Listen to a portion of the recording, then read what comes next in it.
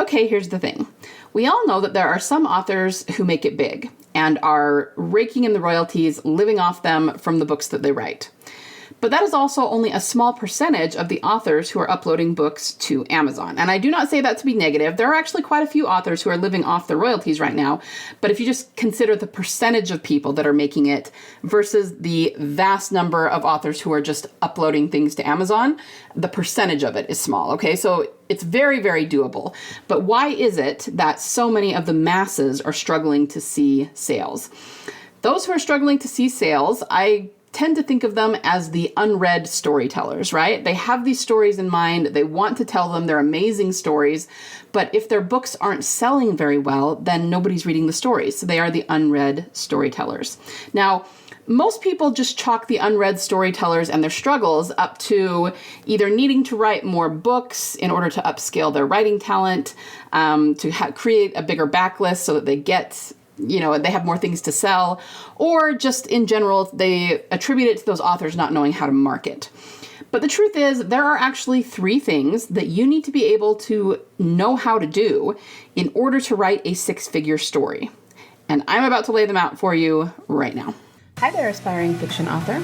Welcome to Fiction Author Business School. Do you want to write your stories with ease and confidence? Do you find yourself Googling how to write a fiction book or how to write a character arc?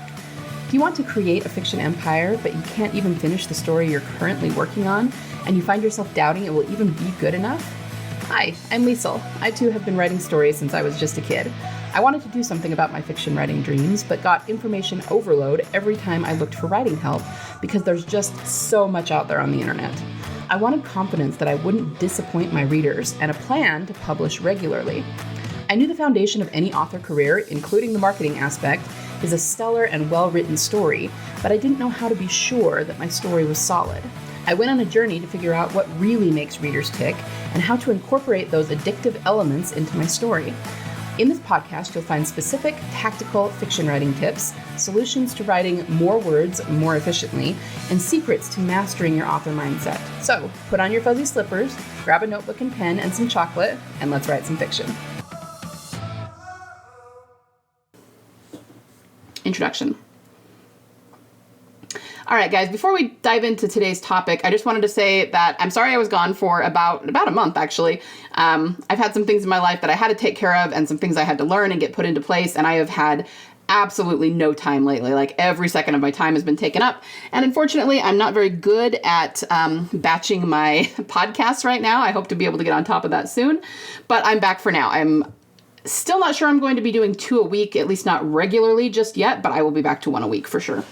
Anyway, let's dive into this topic. First of all, what is a 6-figure story? I'm sure you can kind of figure that out from the context. It's one that's going to sell really big. It's going to be a bestseller, a page turner, because those things are very, very closely related. And it's going to make you a lot of royalties, right? You're going to reach a lot of readers with it. You might even start a movement or a fandom with it. Think Harry Potter, think Game of Thrones, that sort of thing. That would be a 6-figure story. It's just a very, very highly successful story, which means that it's reaching a lot of readers, it's making you a lot of sales, and it's really affecting a lot of people in a positive way. That's what I would consider the definition of a 6-figure story. So, do you ever wonder why some authors hit it so big and sometimes you struggle just to finish your book, or maybe you've finished a book or 2, but you struggle to get sales with them, okay? For those who have trouble finishing their manuscripts, do you harbor a secret terror that after putting your heart and soul into finishing your book, you won't be able to make it sell? Honestly, it's a valid fear because, as I said, percentage-wise, there are hundreds of authors out there that go through that. But why? We need to get down to the why. It's not just, oh, that's the way it goes sometimes, or, oh, they just struck it big and we're lucky. And no, guys. We need to get down to what the actual problem is and work through how to fix it, okay? If these authors write pretty well and their book is pretty well edited, their stories and characters are reasonably fleshed out, then why are some authors just doing better than others? Well, my contention is that effective book marketing will always happen at the story level. Now, I'm not saying that all of the things we hear about in our space, like ads, social media, SEO, aren't an important part of marketing. They definitely are. Of course they are. But they're just the things that give our books visibility. In other words, they put our books out in front of readers. But with the ever-increasing competition in the fiction author space, just showing our books to readers is not enough anymore, okay? There's too much competition. We have to convert them into buyers. And that, my friends, is a deeper level of marketing, okay? It's not about strategy. So again, just to give you the definition, strategy is comprised of the external steps we take to give our books visibility, okay? So it's creating an ad, posting on social media, using hashtags or keywords. That's all strategy to get your book seen. But what we need to sell our books today, and a lot of them, is messaging. Messaging is what you say, how you say it, and how the combination of those things grips the reader and makes them just itch to hit that buy button, okay? And that is what we need to learn in order to truly have success with our books. Now, I'm sure there are some of you out there that are going, yeah, that sounds great. Just teach me to do that with my book. But hold up, because there's a small problem. Here's the thing. There's literally no way to know what exactly your messaging for your book should be. Keep in mind that not just your brand, but every single book that you write, every story you write, every character you write is going to have different messaging that is optimal for them. So your messaging for your different books is going to be as different as the story themselves are. So again, there is literally no way to know what that individual messaging for each book or series should be unless you have already built it into your book as you were writing it. Okay, there's just no way. Of course, you can take pains to sell whatever book you write. It's not like you can't market it. But using vague or general marketing is going to lead to the kind of results that a lot of authors are seeing these days, which are mediocre sales, okay? I repeat, effective book marketing starts at the story level. That's why I did an episode several weeks ago, it was episode 215, about how just write another book is terrible advice. Sure, your style and craft, how you put together sentences and all of that is going to improve with every book you write. So there's definitely something to be said about putting in the hours and putting in the words. But if you don't know what you're doing wrong, specifically why your book isn't selling, writing another one and making all the same mistakes is not going to help you.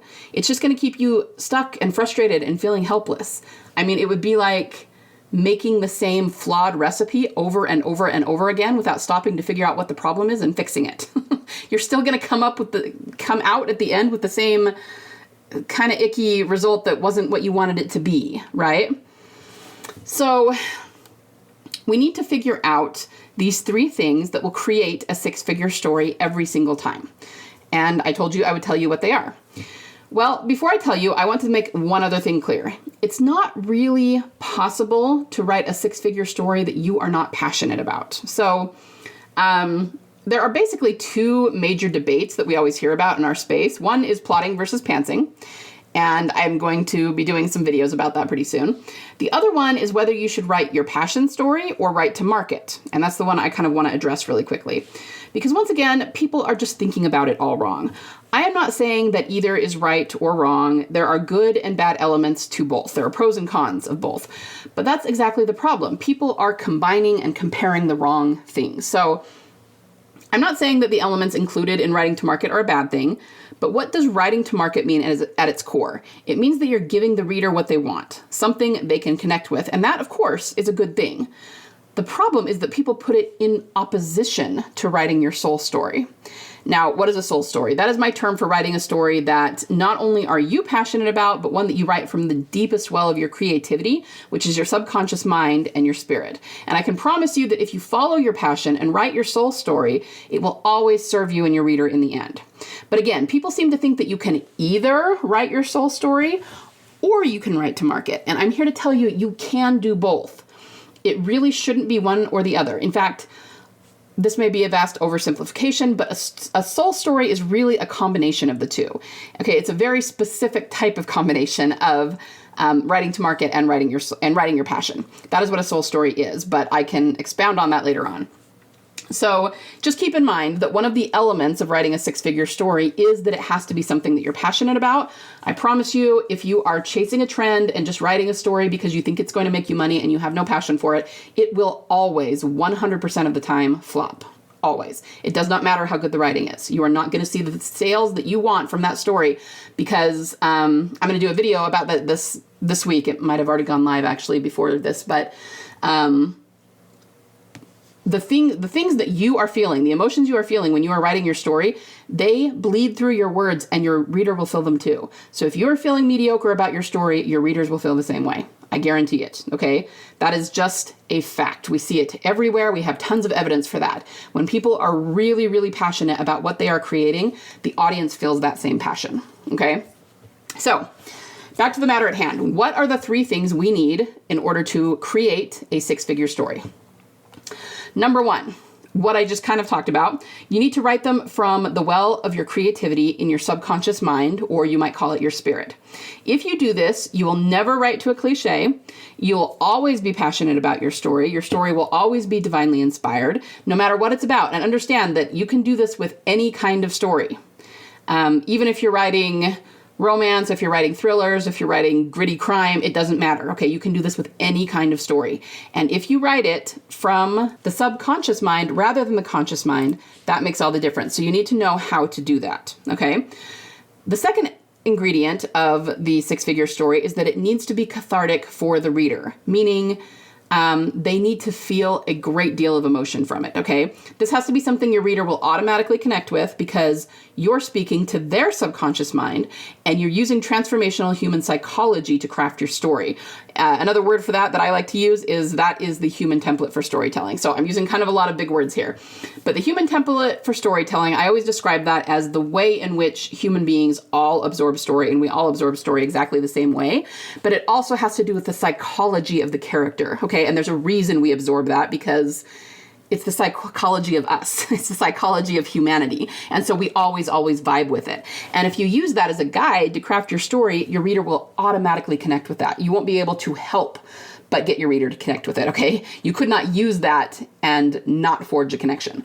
So understand, this goes for any kind of story, like I said, any genre, any tropes, whatever kinds of characters you're writing, whatever kind of ending you have, it doesn't matter. I'm not telling you what to put in your story. I'm saying come up with your passionate story and then I can teach you how to make it into this kind of a story without necessarily changing the events. That's not what I'm saying. I'm not giving you a template and saying change it to fit this. I'm saying figure out what your story is and I will show you how to position it in a way that the reader will automatically connect with it, okay? You can manufacture catharsis, or emotion is another word for that. And you can also manufacture a page-turning narrative. You can do it on purpose, and you can do it with any story you can conceive of. You just have to know how, okay? So again, that's number 2. You have to make your story cathartic. And number 3, clearly the story has to be highly marketable. You have to market from the story level. Create your marketing plan as you go. Use subconscious reader triggers to grip the reader, never let go, and convert them en masse into buyers. It's a skill that is not being taught very much in our space. I think it will continue to be, I think it will eventually become the norm because this kind of thing is being taught in other spaces and other markets, not in the fiction market yet. It's being taught in the business sector. It's being taught in coaching sector, things like that, but it's not being taught to authors yet. And that is one of my missions, is to bring this kind of marketing into the author and online space because it is the most effective kind of marketing. It's almost psychological marketing, and I don't mean that in a negative way. It's just figuring out what makes people tick and then showing them how your story will serve them, how it will serve the desires they want because that's what they like to read about, okay? So let's go over those one more time. The 3 things you need for a six-figure story. You need to be able to tap into your creative well in the subconscious mind and discover your story that way. You need to know how to make the story cathartic so that the reader will automatically connect with it. And you need to make it highly marketable. Now, I know there are some of you out there thinking that these things are just too grand for your stories. You aren't looking to change lives or transform readers through your story. I've had a few people tell me that. You just want to give them entertainment and write a little, racy werewolf romance. I got news for you, my dear naive writer. Too freaking bad. It doesn't matter what you write. Stories and fiction are always about transformation, and I really didn't mean that as a pun because I was talking about werewolves. I mean, everything is about transformation in fiction. Sometimes it's very literal, sometimes it's only figurative. But whether you are writing lighthearted comedy, romance, smut, thrillers, dragon fantasy, it doesn't matter. Your stories are going to change your audience in some way. They're going to learn something from it. They're going to feel something from it. And guess what? When they don't, that's when they give you a bad review. Because your story felt bland, it felt incomplete, it did not touch them in any way. So no matter what the content you put in your story, if the reader, quote unquote, likes it, it's because it transformed them in some way. It made them feel something. And what that really means is that it's speaking to them on a subconscious level. Okay? So I tried to come up with an example that most people would not consider highly, highly transformative. So I thought about the romantic comedy While You Were Sleeping, which had Sandra Bullock on it. I use this for an example sometimes. You'll hear it from me a bit because it's a movie that I really like. Now, even though this is a really fun movie, and it's a, like I said, it's a romantic comedy, so it's very romantic, it's very funny, all of that. Most people didn't go see this movie and feel like their entire lives were changed by it. You know, they'd have to go home and rethink their whole existence. No, I mean, it was a very lighthearted romantic comedy. That does not mean that it didn't transform the audience in some way, okay? This story is about a woman who is alone and searching for her soulmate. She thinks it's one man, who she basically has the hots for, and it isn't, but their paths collide, hilarity ensues, and along the way, she actually finds her true soulmate, and she's transformed. But we, the audience, because we are experiencing the story with her, kind of riding around on her shoulder, we are transformed with her. And I got news for you. Whether they consciously know it or not, that is what your audience, what your readers are looking for in a story. They want that transformation. They want to feel that transformation, even if it's vicarious. So historically, this is something else to think about. Entertainers, like, I'm thinking throughout the years historically, players and bards and gleemen, if you're a Wheel of Time fan, they're not historically the most highly paid people in society, but they were always the most highly sought after by the masses. Always. People have always wanted stories. They have always needed stories. And maybe they even said that they just wanted entertainment. That might be the way that they describe it. But that's not what they actually get from these stories. I mean, okay, yes, they get entertainment, but that's not all they get from these stories. What they get is so much deeper. They get subconscious transformation, and it makes them feel something. And that is the power you have as a teller of stories. And it's an awesome responsibility, and it's something that we love to do and we are passionate about as authors. So do yourself and your readers a favor and learn to tell a six-figure story. One that will transform both you and your readers, connect you, and serve you both. Them, because of the entertainment value and the spiritual transformation you're craving. And you, as the author, you will also get that same transformation and, the entertainment and the spiritual transformation. Because don't think for 1 second that you don't transform yourself as a person with every story you write, but also it will help give you the money you need to support yourself as an artist, okay? So, I hope this has been helpful for you. I just want to introduce you to the things you need to learn in order to be truly successful in our day and age writing fiction. And to that end, I am actually going to have a workshop coming up that will elaborate on at least one aspect of this. I haven't nailed down exactly what it is yet. I will probably have the link for you to sign up for this workshop. It'll be a free one. In the next, it probably won't be next week, but in the next 2 or 3 weeks, I'll have it because the workshop is actually going to run in June. It's taken me a while to nail everything down and make sure that I have enough time to get everything created for you. But I am having that coming up, and so just keep an eye out for it, and I will send out the link as soon as I have it. In the meantime, I would absolutely love it if I could hear from you guys. Please either email me or DM. I'm on Instagram or Facebook or, wherever you want to. You can always use the email too. And tell me what you struggle with the most out of these 3 things. Are you struggling most with discovering your story from a subconscious standpoint, with creating catharsis in your story for the reader, or with making it marketable on a story level, or all 3? Just tell me what you think you're struggling with most. I have a few ideas about what I'm going to do the workshop about, but I haven't nailed down the topic just yet. And so if you guys have something you would prefer that I teach on, and I get an influx of people asking me to teach on that, then I very well might. So let me know. And in the meantime, just keep these things in mind, and that these are things that you need to learn if you really, truly want to become a career author and live off your royalties. Okay? That said, I hope you all have a wonderful week of writing, and I'm going to have a second episode this week on Thursday in which I am going to do a manuscript audit for someone, and it's a really, really fun one. So stay tuned for that as well. And I will see you back here very soon. Bye. Thanks so much for listening today. Before you go, would you be willing to do me a solid? If you found any value at all in this episode today, would you be willing to share it with other authors just like you in the hopes that they might find some value in it as well? Happy story crafting this week. Remember, only you can bring the world the unique story that you are trying to tell. Only you can succeed in your own unique way in getting it out of your mind and your heart and into a medium where it can reach thousands, if not millions, of salivating readers. You don't have to worry about failure because there is always a market for awesome.